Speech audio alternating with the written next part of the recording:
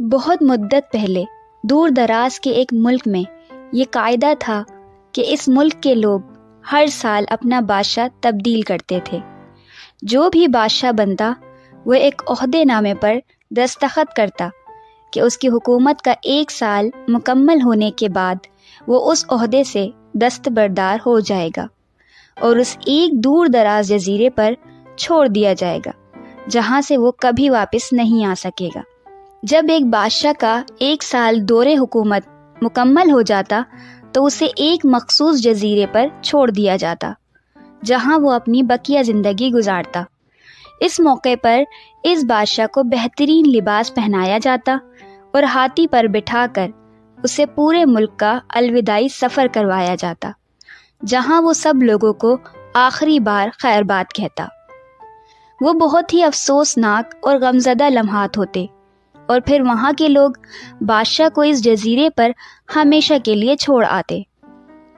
ایک مرتبہ لوگ اپنے پرانے بادشاہ کو جزیرے پر چھوڑ کر واپس آ رہے تھے کہ انہوں نے ایک ایسا سمندری جہاز دیکھا جو کچھ دیر پہلے ہی تباہ ہوا تھا، اور ایک نوجوان شخص نے خود کو بچانے کے لیے لکڑی کے ایک تختے کا سہارا لے رکھا تھا۔ چونکہ ان لوگوں کو ایک نئے بادشاہ کی بھی تلاش تھی، لہٰذا انہوں نے اس نوجوان شخص کو اپنی کشتی میں بٹھا لیا اور اپنے ملک لے آئے اور اس سے 1 سال کی حکومت کرنے کی درخواست کی۔ پہلے تو وہ نہ مانا، لیکن پھر وہ 1 سال کے لیے بادشاہ بننے پر رضامند ہو گیا۔ وہاں کے لوگوں نے اس بادشاہت کے تمام اصول اور طریقے سمجھا دیے اور یہ بھی بتایا کہ 1 سال کے بعد وہ اسے فلاں مخصوص جزیرے پر چھوڑ آئیں گے۔ بادشاہت کے تیسرے دن ہی اس نوجوان بادشاہ نے اپنے وزیر سے کہا، مجھے وہ جگہ دکھائی جائے جہاں گزشتہ تمام بادشاہوں کو بھیجا گیا تھا۔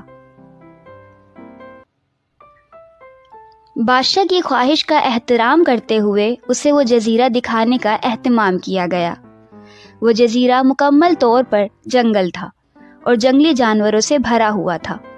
ان جانوروں کی آوازیں جزیرے کے باہر تک سنائی دے رہی تھیں۔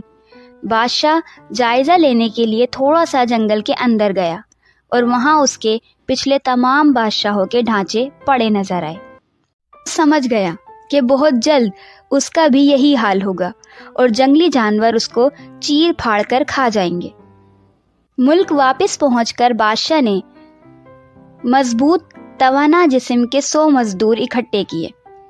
ان سب کو اس جزیرے پر لے گیا اور حکم دیا جنگل کو 1 ماہ میں مکمل طور پر صاف کر دیا جائے، تمام خطرناک جانوروں کو مار دیا جائے اور سب فالتو درخت کاٹ دیے جائیں۔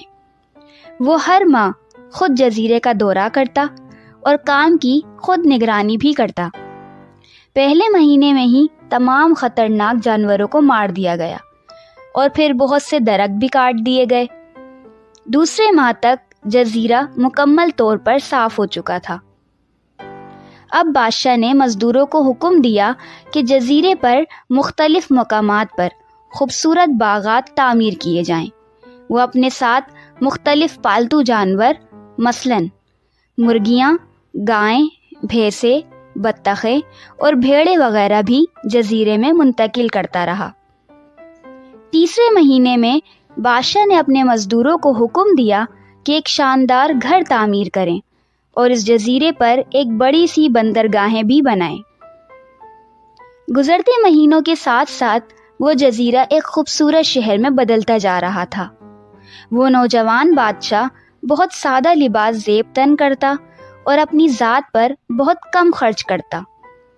اپنی بادشاہت کی زیادہ تر کمائی وہ جزیرے کو بنانے میں لگاتا رہا۔ 10 ماہ گزر جانے کے بعد بادشاہ نے اپنے وزیر سے کہا، میں جانتا ہوں کہ 2 مہینے بعد مجھے جزیرے میں چھوڑ دیا جائے گا، لیکن میں ابھی سے وہاں جانا چاہتا ہوں۔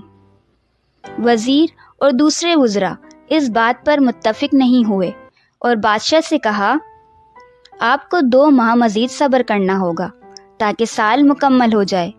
سال پورا ہو جانے کے بعد ہی آپ کو اس جزیرے پر چھوڑ دیا جائے گا۔ بالآخر 2 ماہ مکمل ہو گئے اور بادشاہت کا 1 سال ختم ہو گیا۔ حسب روایت وہاں کے لوگوں نے اپنے بادشاہ کو شاندار لباس پہنایا اور ہاتھی پر بٹھایا تاکہ وہ اپنی رعایا کو خیر بات کہہ سکے۔ خلاف توقع یہ بادشاہ اپنی الوداعی تقریب پر بہت ہی خوش تھا۔ لوگوں نے اس سے پوچھا، اس موقع پر تمام گزشتہ بادشاہ تو رو رہے ہوتے ہیں لیکن آپ ہنس رہے ہیں، آپ کی اس قدر خوش ہونے کی وجہ کیا ہے؟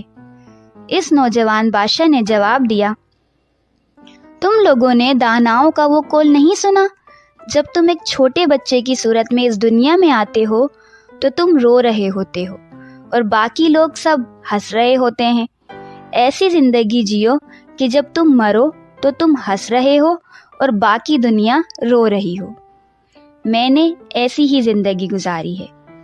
جس وقت تمام بادشاہ محل کی رنگینیوں میں کھوئے ہوئے ہوتے تھے تو میں اس وقت اپنے مستقبل کے بارے میں سوچتا تھا اور اس کے لیے لائے عمل تیار کرتا تھا۔